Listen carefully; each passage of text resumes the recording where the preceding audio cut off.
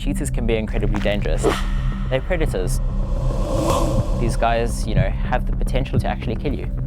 The aim of working with these cheetahs today is getting them used to going out of their enclosure. Working with animals that are less habituated to people, it's more difficult and dangerous. Some people are like, why do you keep going if the animal's not responding? It's okay, it's okay.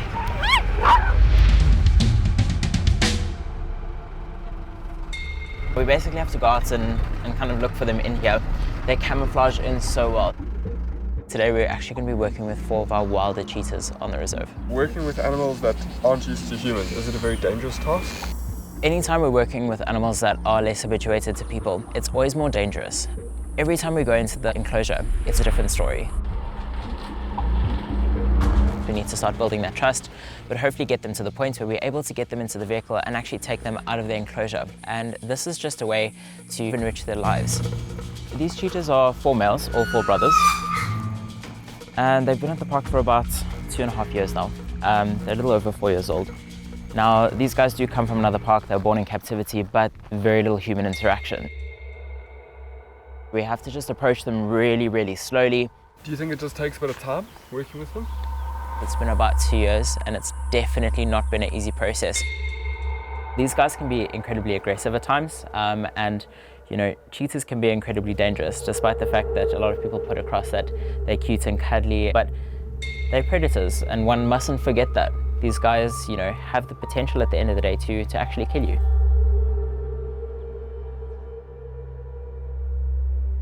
Hi. It's okay, it's okay, it's okay. Hey, yeah, look. When these guys arrived at the park, we couldn't get within about 50 meters of them. When we had to go in and change the water or clean the enclosure or even just for feeding, they would actually try and chase you out. Oh, he's really close. There's always a risk when you're doing things like this. How do you examine their body language? Each one of them has their own different personality. This one is actually called Lion just because when he was a little bit younger, he looked like a lion cub. Slowly. Good boy.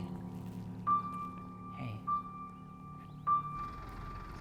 So we have 2 of the other brothers actually walking over to us at the moment. This is Anubis. He tends to bully the others a little bit more. Slowly, boy. Slowly, slowly. Sit. Sit down. Sit. Sit.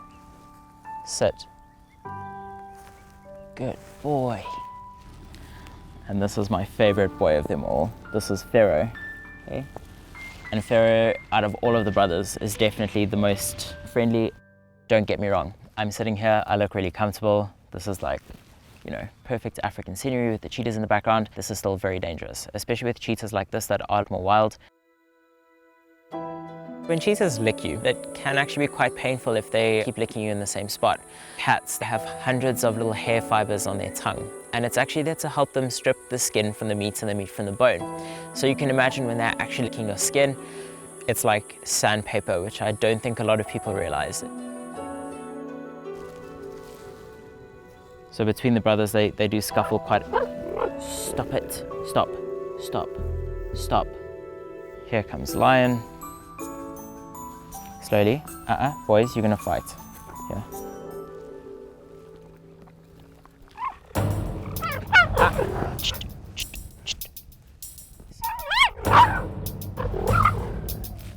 Stop it.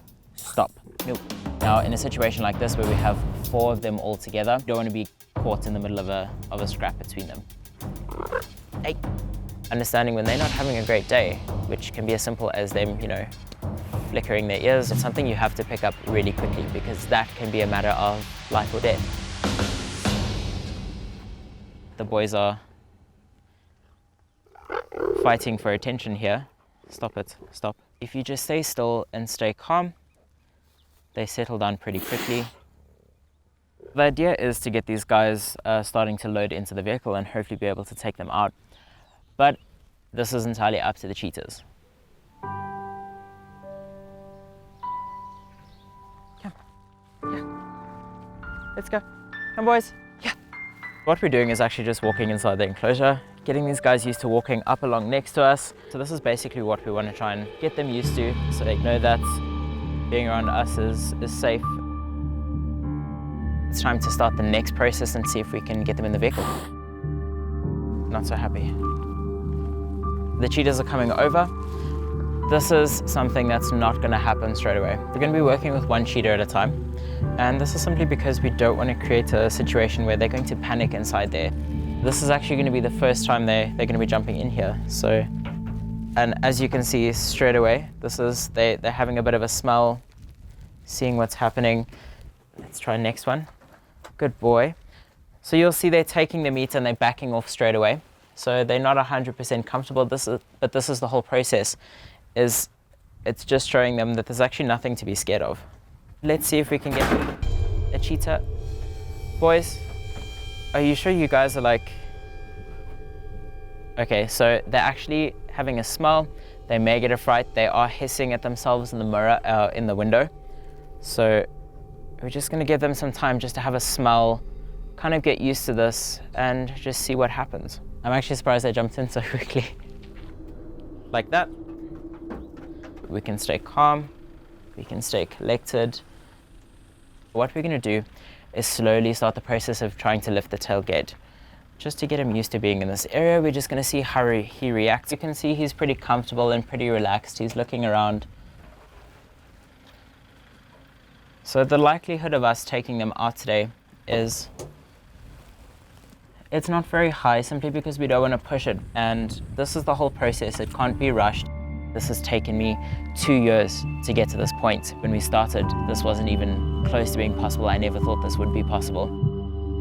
But once the car turns on, it's a different story. These guys have to, again, get used to that, get used to the process, and don't bite my fingers. We're going to start the process of slowly closing him in. So the way this canopy is designed is it has an open back. So, whoop. And out he goes. And we start again. And he's straight back in. And this is basically how the process goes. It doesn't happen overnight. We're gonna try and see if we can close up the tailgate again, see how he reacts this time. Hey, you don't bite our fingers. There we go. Okay. So you can see he's showing signs of not being too comfortable, so what we're gonna do, gonna get him back out. Some people are like, why do you keep going if the animal's not responding? Hours and hours and hours of hard work is all worth it when you get to that one point where you just see it change. We've, been able to get the cheetahs a lot more used to the vehicle, and even though we weren't able to take them out of the enclosure, it's a great step forward. Boy, you've done so well. Okay guys, I think we're going to call it a day with a session. We don't want to push them too far. Today was a success. Working with wilder animals and working with animals that are less habituated to people. Every small step is a big step forward.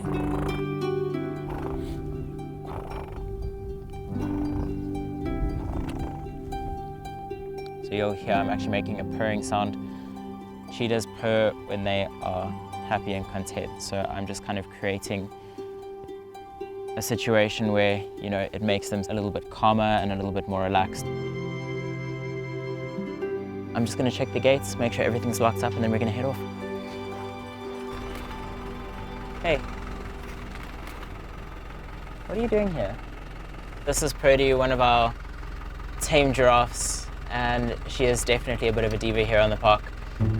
Let's see if I can try and move her out the way. Purdy. Hey. Come on. Hey.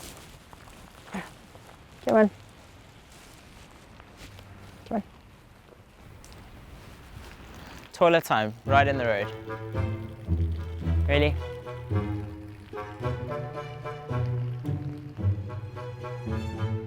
Can you move out the way? Please. Purdy.